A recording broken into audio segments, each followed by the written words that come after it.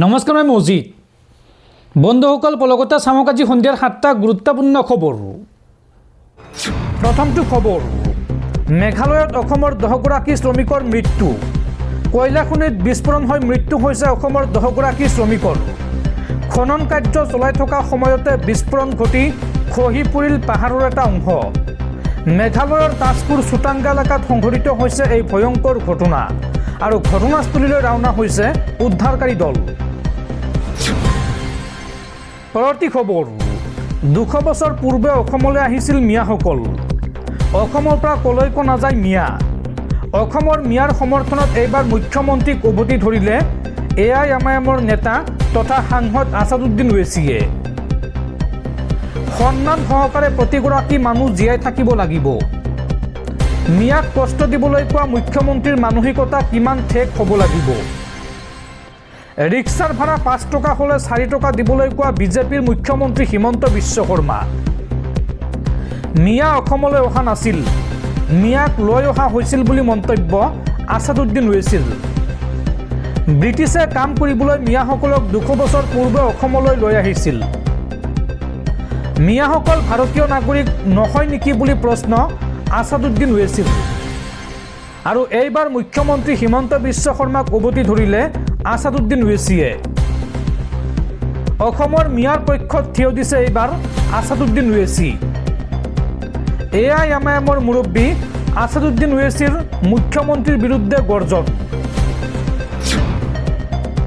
পৰৱৰ্তী খবৰ, গুৱাহাটী কেন্দ্ৰীয় কাৰাগাৰৰ কাৰাধ্যক্ষক আটক আৰক্ষীৰ। কাৰাধ্যক্ষ দেৱকমল বৰাক আটক বশিষ্ঠ আৰক্ষীৰ। জেলৰ ভিতৰত ড্ৰাগছ গাঞ্জা সৰবৰাহকে ধৰি বিভিন্ন অভিযোগত আটক কৰা হৈছে কাৰাধ্যক্ষগৰাকীক। আৰু ধনৰ বিনিময়ত একাংশ কয়দীক ৰাজ আতিথ্য দিয়াৰো অভিযোগ উত্থাপন হৈছে এইগৰাকী কাৰাধ্যক্ষৰ বিৰুদ্ধে। আৰু কাৰাধ্যক্ষ দেৱকমল বৰাক বৰ্তমান জেৰা অব্যাহত ৰাখিছে বশিষ্ঠ আৰক্ষীয়ে। উল্লেখযোগ্য যে বুধবাৰৰ দিনটোতে গ্ৰেপ্তাৰ কৰা হৈছিল গুৱাহাটী কেন্দ্ৰীয় কাৰাগাৰৰ 2জনকৈ আৰক্ষী জোৱানক। দৰ্শকসকল, আৰু বহুতো গুৰুত্বপূৰ্ণ খবৰ আছে। তাৰ আগতে আপোনাক জনাওঁ যে যদি আপুনি এতিয়ালৈকে এইটো ভিডিঅ'ত লাইক কৰা নাই তেন্তে এতিয়াই ভিডিঅ'টোত লাইক কৰি দিয়ক।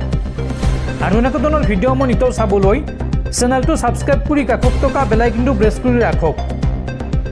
পৰৱৰ্তী খবৰ, অহা 14 ফেব্ৰুৱাৰীত পুনৰ অসমলৈ আহিব প্ৰধানমন্ত্ৰী নৰেন্দ্ৰ মোদী। প্ৰধানমন্ত্ৰী মোদীয়ে মুকলি কৰিব গুৱাহাটী আৰু উত্তৰ গুৱাহাটী সংযোগী কুমাৰ ভাস্কৰ বৰ্মা সেতু। আৰু পলাশবাৰীত IIMৰ শুভোদ্বোধন কৰিব প্ৰধানমন্ত্ৰী মোদীয়ে। আৰু লগতে গুৱাহাটী মহানগৰীৰ বাবে প্ৰধানমন্ত্ৰী মোদীয়ে দিব 100খন নতুন ই-বাছ। আৰু প্ৰধানমন্ত্ৰী মোদীয়ে মুকলি কৰিব নেশ্যনেল ডাটা চেণ্টাৰ। এই কথা জনাই ৰাজ্যৰ মুখ্যমন্ত্ৰী হিমন্ত বিশ্ব শৰ্মাই। পৰৱৰ্তী খবৰ, ৰাজ্যত পুনৰ সুদখোৰৰ অতপালি। এইবাৰ সুদখোৰৰ চৰম মানসিক হাৰাশাস্তিৰ বলি হৈ বিদ্যালয়তে চৰম সিদ্ধান্ত গ্ৰহণ কৰিলে এগৰাকী প্ৰধান শিক্ষকে। বাক্সা জিলাৰ বেলগুৰি প্ৰাথমিক বিদ্যালয়ৰ প্ৰধান শিক্ষক সাধন বৰ্মনৰ আত্মহনন। পত্নী আৰু পিতৃৰ চিকিৎসাৰ বাবে দুলু মেধি নামৰ সুদখোৰজনৰ পৰা 1 লাখ টকা লৈছিল বৰ্মনে। কিন্তু দুলু মেধিয়ে উকা চেক ব্যৱহাৰ কৰি 5,30,000 টকা দাবী কৰাৰ অভিযোগ।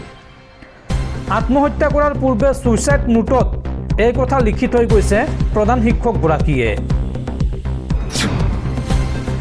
পৰৱৰ্তী খবৰ, বিশ্বৰ আটাইতকৈ কনিষ্ঠ সাঁতোৰবিদ হিচাপে পৰিচিত হ'ল 7 বছৰীয়া মিছ কিউচেংগান ফুকন। এলিফেণ্টা দ্বীপৰ পৰা গেটৱে অৱ ইণ্ডিয়ালৈ সাঁতুৰি নতুন ৰেকৰ্ড সৃষ্টি কৰিলে কিউচেংগানে। 13 কিলোমিটাৰ দূৰত্ব মাত্ৰ 3 ঘণ্টা 29 মিনিটত সাঁতুৰি পাৰ হয় এইগৰাকী কণমানি। উল্লেখযোগ্য যে গুৱাহাটীস্থিত অৰ্জুন ভোগেশ্বৰ বৰুৱা ক্ৰীড়া কমপ্লেক্সত প্ৰশিক্ষণ গ্ৰহণ কৰি আছে এইগৰাকী কিউচেংগান ফুকনে। পৰৱৰ্তী খবৰ, কেন্দ্ৰীয় চৰকাৰৰ বৃহৎ ঘোষণা। শিলিগুৰিৰ পৰা গুৱাহাটীলৈ নিৰ্মাণ কৰা হ'ব 400 কিলোমিটাৰ দৈৰ্ঘ্যৰ হাইস্পীড অত্যাধুনিক কৰিডৰ। উত্তৰ পূৰ্বাঞ্চলৰ যাতায়াত আৰু বাণিজ্যিক সংযোগ ব্যৱস্থাত এক বৈপ্লৱিক পৰিৱৰ্তনৰ লক্ষ্য কেন্দ্ৰীয় চৰকাৰৰ। ৰাজ্যসভাত এই অভিলাষী প্ৰকল্পৰ কথা ঘোষণা কৰে কেন্দ্ৰীয় পথ পৰিবহণ মন্ত্ৰী নীতিন গাডকাৰীয়ে।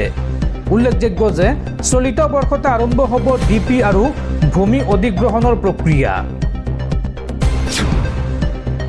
পৰৱৰ্তী খবৰ, ICCৰ সকিয়নিক আওকাণ পাকিস্তানৰ।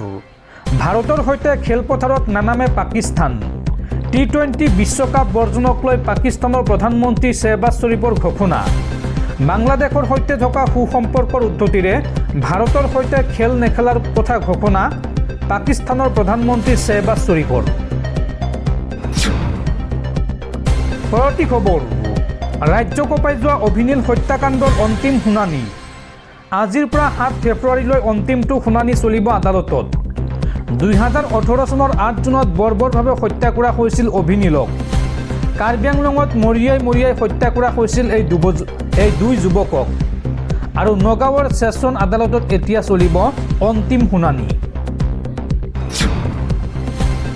পৰৱৰ্তী খবৰ, মুখ্যমন্ত্ৰী হিমন্ত বিশ্ব শৰ্মাৰ মিয়াক লৈ কৰা মন্তব্যৰ বিৰুদ্ধে উচ্চতম ন্যায়ালয়ৰ দ্বাৰস্থ জমিয়ত উলমাই হিন্দ। সাংবিধানিক পদত অধিষ্ঠিত ব্যক্তিক বিভাজনকাৰী মন্তব্য নকৰিবলৈ ন্যায়ালয়ক নিৰ্দেশনা জাৰিৰ আহ্বান জমিয়তৰ।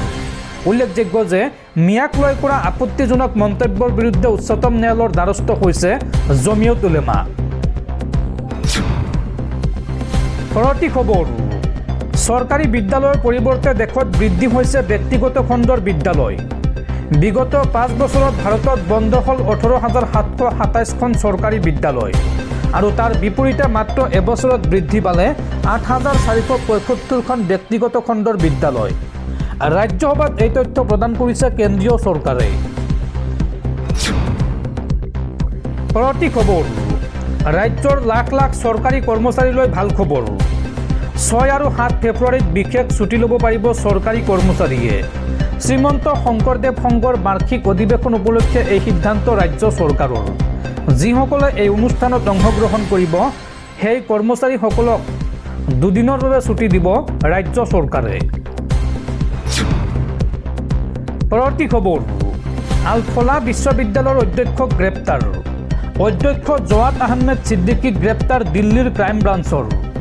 দিল্লীৰ বোমা বিস্ফোৰণৰ পাছতে UGCয়ে 2খনকৈ FIR দাখিল কৰিছিল অধ্যক্ষগৰাকীৰ বিৰুদ্ধে আৰু বিশ্ববিদ্যালয়খনৰ পৰিচালনাত অনিয়ম আৰু জালিয়াতিৰ অভিযোগ উত্থাপন হৈছে। দিল্লীৰ বোমা বিস্ফোৰণত নাম সাঙুৰ খাইছিল বিশ্ববিদ্যালয়খনৰ আৰু তাৰ পিছতে আজি গ্ৰেপ্তাৰ কৰা হৈছে আলফলা বিশ্ববিদ্যালয়ৰ অধ্যক্ষগৰাকীক। পৰৱৰ্তী খবৰ, অসমতে সংখ্যালঘু হোৱাৰ পথত অসমীয়া। ভুলতো কোনো অচিনাকি মানুহ বা বহিৰাগত মানুহৰ ওচৰত বিক্ৰী নকৰিব আপোনাৰ মাটি। ৰাজ্যবাসীক উদ্দেশ্যি এই আহ্বান মুখ্যমন্ত্ৰী হিমন্ত বিশ্ব শৰ্মাৰ। আজি অসমতে সংখ্যালঘু হোৱাৰ পথত অসমীয়া। মুখ্যমন্ত্ৰী ডক্টৰ হিমন্ত বিশ্ব শৰ্মাৰ এই সন্দৰ্ভত ডাঙৰ মন্তব্য। মুখ্যমন্ত্ৰীগৰাকীয়ে কয় যে কেৱল এঠাইত নহয়, ৰাজ্যৰ বহু প্ৰান্তত সিঁচৰিত হৈছে বিদেশী। কোনো বিদেশী অচিনাকি মানুহক মাটি বিক্ৰী নকৰিব অসমীয়াই। সংকল্প লওক আমি কোনো কামৰ বাবে যাতে সহায় নলওঁ বিদেশীৰ। আপোনাৰ গাড়ীখন চলাবলৈ বহিৰাগতক নহয়, কোনোবা অসমীয়াক দিয়ক। আপোনাৰ উদ্যোগত চাকৰি কৰিবলৈ বিদেশীক নহয়, অসমীয়াক লওক। ব্যৱসায় বাণিজ্য আমি অসমীয়াই ধৰিব লাগিব। সকলো ফালৰ পৰা অসমখনক ধৰি ৰাখিব লাগিব আমি অসমীয়াই। আমি অসমীয়া জীয়াই থাকিব লাগিব। জাতি মাটি ভেটি হেৰাবলৈ দিয়া নহ'ব। 3 প্ৰজন্মৰ অসমীয়া নহ'লে বিক্ৰী নকৰিব আপোনাৰ মাটি।